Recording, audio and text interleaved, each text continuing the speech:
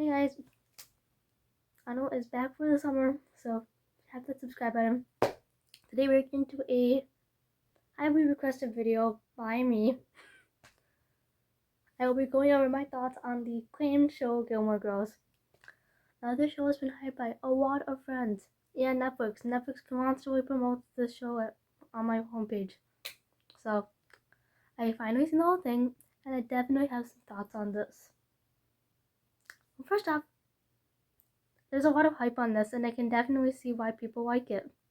It's a very homey show. I love the family vibes in it. It's a very warm, cozy show. Small time vibes. I like that a lot. And the dialogue is amazing. I love the fast talking. It works really well for me because I've always been a huge dialogue person. I love remembering all the movie quotes and listening to all these people show their relationships with each other through dialogue in the show is pretty cool. Especially the main dialogue between Rory and Lorelai. I think there's some really amazing quotes that go on between those two. So whoever did the dialogue for Gilmore Girls definitely deserved the praise they got. Let's go into some stuff that I didn't like as much. One thing, there's a lot of nagging, I guess you could call them plot holes throughout Gilmore Girls. I wouldn't call them plot holes, but there's a lot of annoying logical things that happen that are very frustrating. I think it might be a thing for 90s shows and 2000s shows to have this kind of stuff, but I just find it really annoying.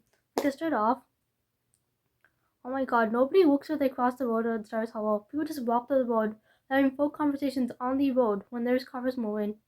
And I'm just yo, look around you. It's ridiculous. Also, anytime I see Rory or anyone, they always have their shoes when they're on the bed, and that's disgusting. And then what else you got? Oh, another thing is that Rory and Laura always order giant piles of food at Luke's and other restaurants, and they barely eat it. Well, you know another thing? Laura never cooks. No, she's always reheating food. That's another nice thing I don't like.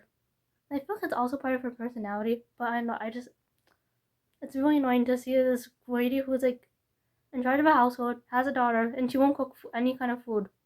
And then another thing, this small town of Stars Hollow, yeah, they're constantly having festivals. How do they have the budget to have all these festivals and fairs and competitions and stuff? It's kind of ridiculous. Okay, so those are just some things when I watch a show I get annoyed by them. I got into all of my system, okay. So let's go on to something else here that's kind of important. The character development throughout all 7 seasons. The most controversial part of the show. I will say there's some of it that I do like. I feel like Lorelai and her parents had a huge disconnect at the beginning where they always blamed her for the family coming apart and they were mad at her for never being the rich heiress daughter that they wanted her to be. They wanted her to be that debutante girl, and Lorelai ended up running away and never becoming that. And Emily and Richard were always kind of disappointed in her for that. But I feel like they really grew to appreciate Lorelai by the end, realizing that she's become a lot more responsible and she's really made a name for herself. So that last episode's really sweet, seeing them all figure that out together. So that part I do like. Now, unfortunately, there's one that a lot of people don't like, myself included. Myself, obviously. And that is Rory's development. It wasn't exactly ideal, so let's talk about that one. We all know Rory's a very addictive personality at the beginning, right? She's very cool. She's friends with her mom, and she loves reading. It's actually a very popular character. A lot of people can relate to it. It's very homey and sweet. But there's definitely a nag with her character from the very beginning.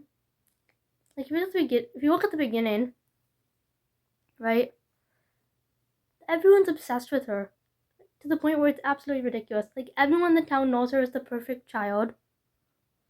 They all know her by name. I remember there's even one scene where Taylor has her picture up in his store or something, calling her a queen. I don't know. I can't remember it exactly.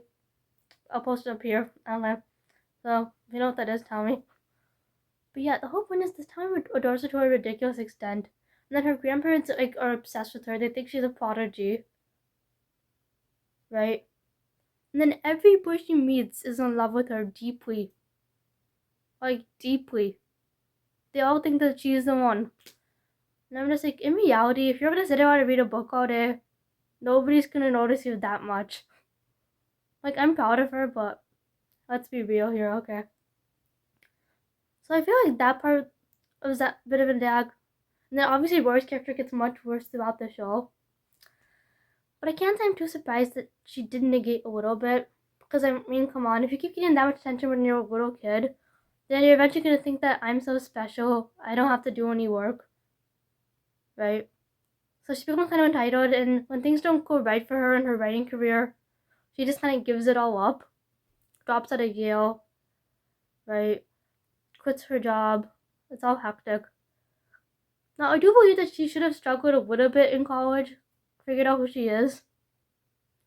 I mean, as soon as you realize that you gotta figure things out for yourself without all these people telling you you're amazing, it's going to be different.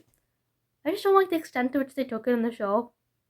I mean, having to drop out of Yale, I mean, that's kind of ridiculous, right?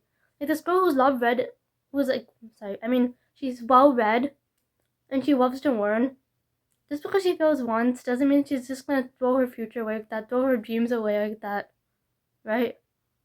Like, I feel like she could have definitely struggled a bit, had like a bit of insight into her life, but having her drop out of Yale is kind of extreme.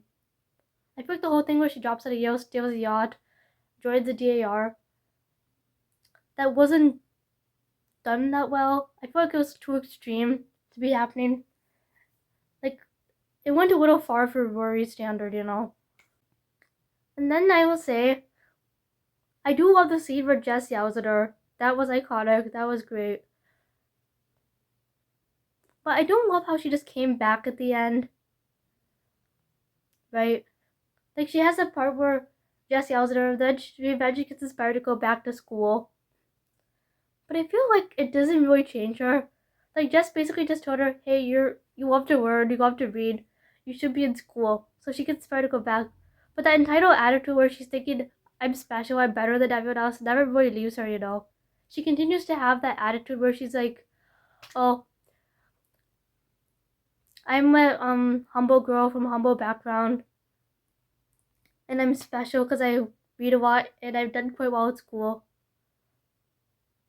That never really leaves her, right? Like, you see in one scene where Logan tells her, hey, you're entitled, but then nothing really happens with it, so she continues to be a bit entitled till the show ends. So I wouldn't really call that great character development. I don't know. I'm not a huge fan of it. And yeah, I will say I do like Gilmore Girls. The relationships are very sweet. I love the dialogue.